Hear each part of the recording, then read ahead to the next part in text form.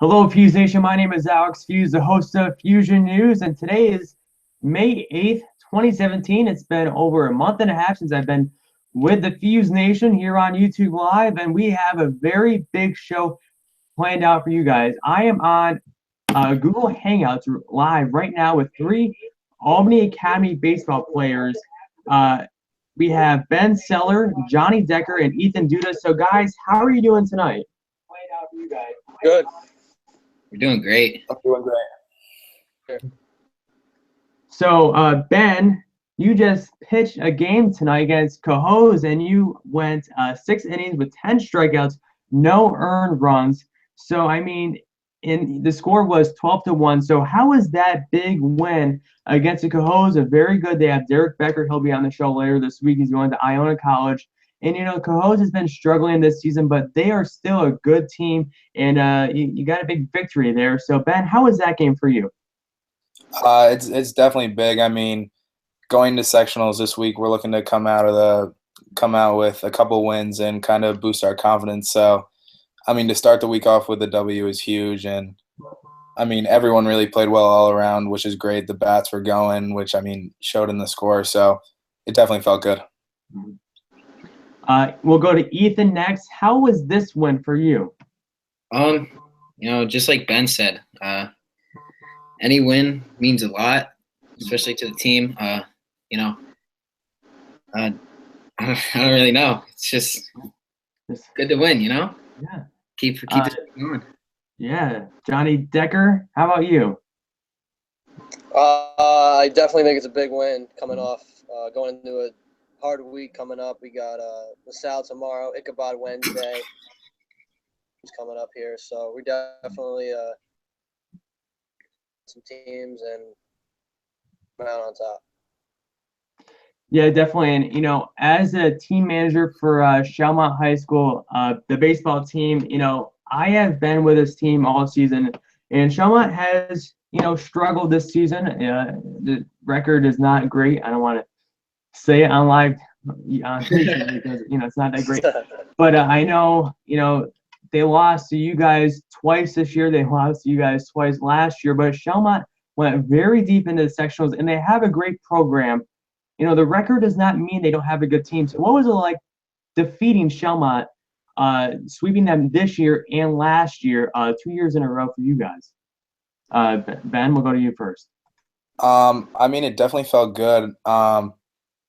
I mean, we had Brooks and Carter and Napick last year. They're at UMass right now, so they're two great pitchers, and they both pitched great games against Shelmont. But I think it shows how much of a leader Chris Hamilton was. I mean, he was a great bat, and now he's at Stony Brook. So, I mean, Shelmont always has a good team, and it's always like an awesome game playing them. It's a good rivalry. So, I mean, to get 2 wins against them and to be kind of 4-0 in, I mean, our career is awesome.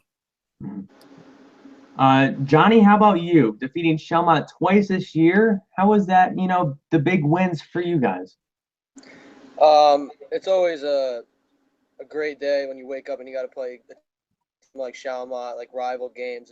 Those are the games that you hope the kids that go up and they really come together and play great. Beating them 2 years in a row now, 4 times total. I mean, we had, like Ben said, Brooks and Carter going for us last year. So that basically carried us through the season, through the tough games. And hopefully next year would be just great. What about you, Ethan? So, just like they said, when you face a team that's, always been a big rival with you, it's always fun to go out and play against them. And then, after you guys lost Chris Hamilton last year, you don't know what to expect as a team, and, they're always out to beat you. So it's just good to beat them. Yeah, and you guys mentioned about this rivalry of Albany Academy and Shelmont, and it's really this picture of the Yankees and Red Sox rivalry on a high school level. And I have to say, I've been the team manager. This is my 3rd season now. I started as a freshman. And I asked the coach back freshman year if I could have one at bat, maybe my senior year. And I asked him, instead of senior night, it's supposed to be senior night, how about against Albany Academy at Shelmont High School? And he says, yes. So at least I'll get one at bat against Albany Academy next year. my senior year, and I hope to play against you, Ben, because I hope to take you yard and hit a home run off of you guys, and maybe, just maybe, Shelmont could win a game against Albany Academy my senior year. Oh man, that'd be pretty legendary. I mean, I'd have to give you a couple of fastballs, but I mean, no promises. Oh man. Of course, and maybe we'll get you back on the show before that, and I can give you a few extra dollars here and there, so you can give me, just a few fastballs, even a single. Just, if you do hit me, you better watch out on that mound. I know. Don't worry, Biggs. We're coming in hot. So, guys, I know two of you are pitchers, and this season, of course, maybe this is also a little bit of Shelmont's fault. There was a pitcher unnamed, threw a lot of pitchers in sectionals, and now this year there's a new pitch count rule. How has that been effective this season? Has that affected you guys at all? Especially, maybe it will in the next few weeks, especially since sectionals start next week. So, Ben, has the pitch count affected you as our starter pitcher? Not really. I mean, our coaching staff with Coach Penrose and Coach Ryder, they do a really good job of kind of keeping us fresh, and we have great pitchers with Duda and EJ Birch and Parker Bolt. Johnny comes out of the bullpen on occasion. So, I mean, we never really get stretched out too thin. I think guys throw almost every 5 days. So what it would usually be, I don't think it's anything we wouldn't have done without the pitch count rule. But going to sectionals, depending on how many games we play, guys are definitely going to be working hard and kind of stretched to come back, which is always playoff baseball. So it should be fun. And no, to answer your question, I don't think it's affected us that much. Okay. Johnny, what about you? Has this new pitch count rule affected you at all this season? Not me personally. I mean, I'll come in and close some games, but not completely. I mean, people like Duda and Ben, they're more horses and pitching every 5 days. So talk to about this. I mean, as an infielder's perspective, you definitely get to see multiple pitchers throughout a game, and as a hitter, you get to see different pitchers because coaches got to keep some kids under that limit in order to throw them against a team better or worse and hopefully run the score. So yeah.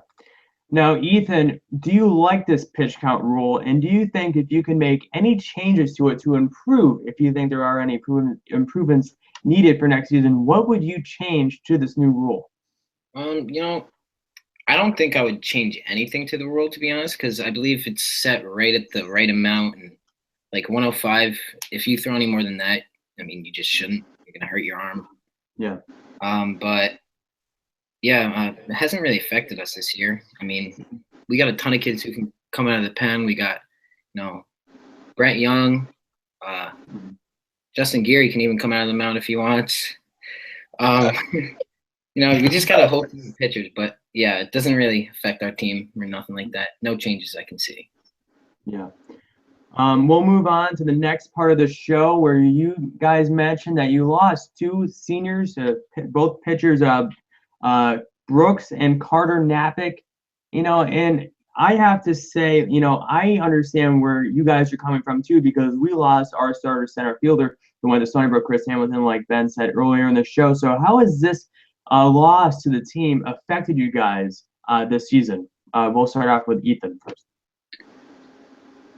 So the losses of the seniors, they were definitely two driving forces for the team, but we still got great leaders on the team and still got great pitching behind them after they left. Like obviously Ben and we can always drive the team, but I mean, nothing really I can say. Johnny, what about you? Has losing these seniors affected, and how has this affected the team this season? Is it a little different playing without the seniors that you guys lost last season?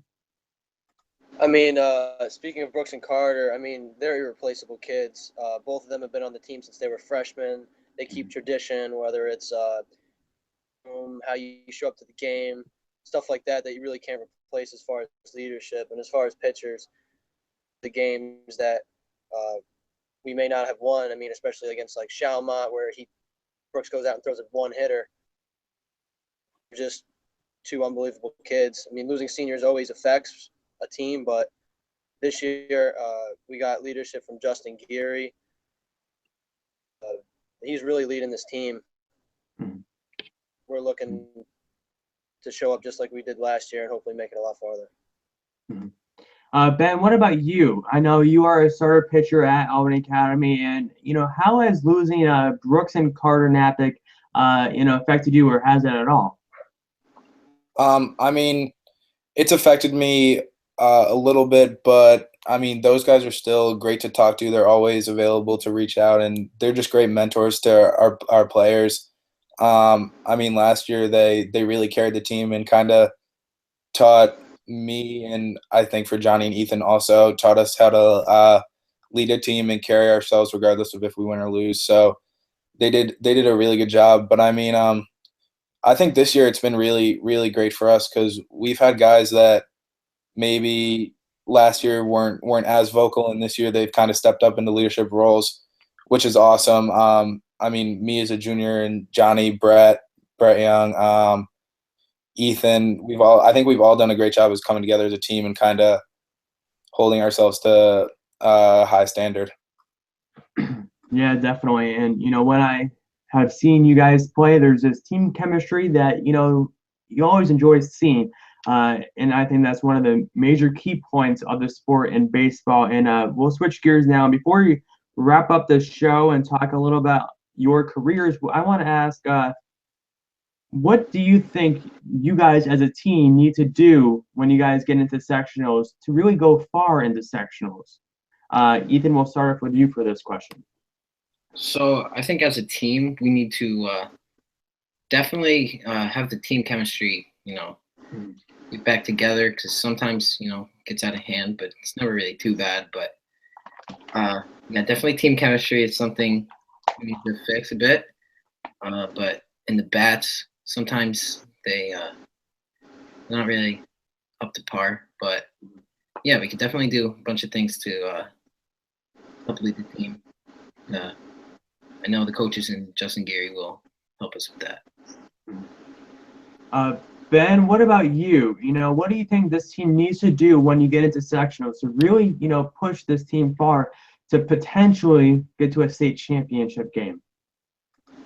I mean, I think recently our pitching has been great. I mean, Ethan went out and had a tough loss against Niskayuna, but they're the number 6 team in the state and for AA, 2 classes above us. So, I mean, that was a great game for us. It kind of showed us our flaws. And I mean, Brett Young was kind of hitting a bad slump, but I mean, today he had a home run, which was awesome. It's his 4th of the season. So having him back and hitting, I mean, at 500, like he was in the beginning, I mean, against when he played Ichabod, Crane, Shalmont, all these teams, he was really raking, and having him back is huge.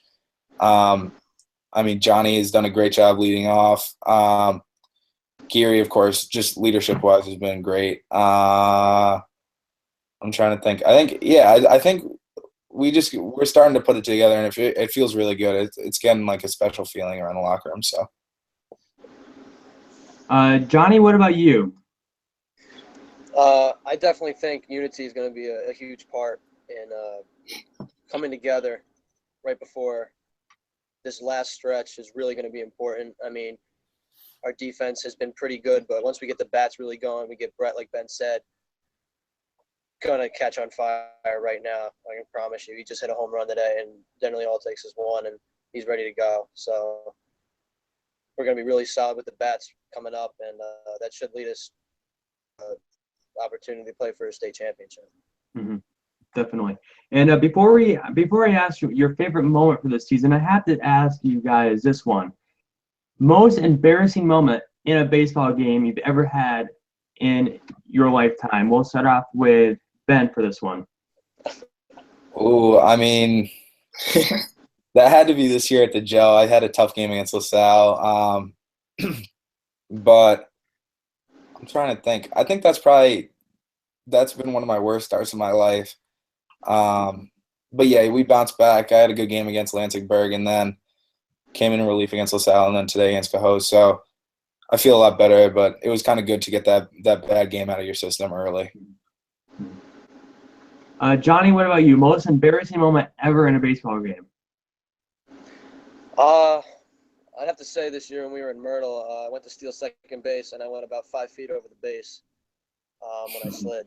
So I stood up and I was at about shortstop, and obviously got tagged out. But that was probably it for this year. Yeah. And then Ethan, what about you? Most embarrassing moment? Honestly, I thought about it. I couldn't really think of anything, but it's got to be today. You know, I was told to get back at third base, and I didn't really slide too well, and I kind of did a scorpion, and it looked like I got shot by a sniper, but you know, we're all good. Yeah.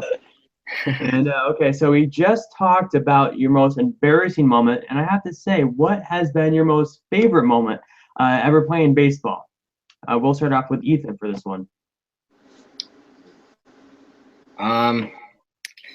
Favorite moment was definitely last year when the first round of sectionals, I believe it was the first round, we played Ichabod, and it was at home, and we smoked them. It was like 7-0, and it was just a fun time. You know, everybody was there, everybody was having fun. It was just a good time.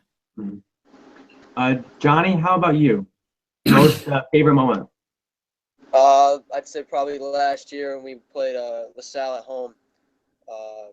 First, their only loss in Colonial Council history when they entered into the league. But favorite moment would probably be hitting a double in the gap to score 2 runs, and that was the only runs we scored that game. And that was just great to beat them. Mm-hmm. Sparked our confidence too, showing that we can compete with schools of that caliber. Mm-hmm. And Ben, how about you? Favorite moment ever in the sport of baseball? I'd probably have to say this year, I mean, I'm trying to think. I don't really have – there's not really like a favorite moment that sticks out, but, I mean, I just love to be out there with the team, and, I mean, every win feels great. And, I mean, definitely sweeping Chalmont's awesome. No offense, but that's usually a big series for us. So anytime you can get 2 wins on the season against them, it's great. So yeah, I'd probably have to say after those 2 wins was a really good moment for us. Now Ben, I'm warning it next season. Watch out. And before we wrap up this interview, I have to ask you this one: best advice you have ever received playing the sport of baseball. We'll start off with Johnny with this one. How about that, Johnny? Best advice I've ever received. I would have to say that might be from Coach Penrose.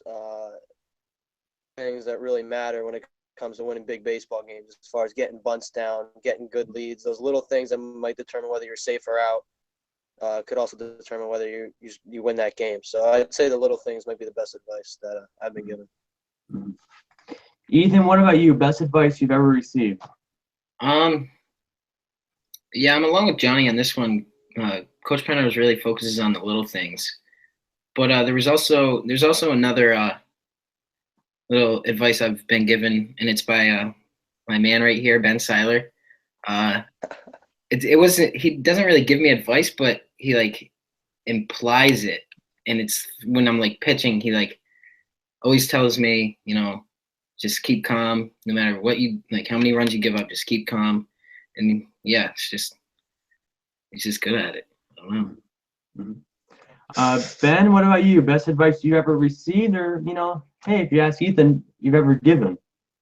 I'd say the best advice I've ever received is probably from Brooks Napick. I mean, who we talked about previously, but I mean, going into the season, he kind of just told me take it one game at a time, and I mean, definitely like to be a leader, and I think we've definitely done a great job of that. But one game at a time, and I think that's kind of relevant going into sectionals too, because you can never overlook any team, and I think we're definitely a dark horse going in. So I mean, behind Ichabod, Crane, LaSalle, and Colonial Council, but we kind of picked it up at the right time, so I feel really good. Mm-hmm.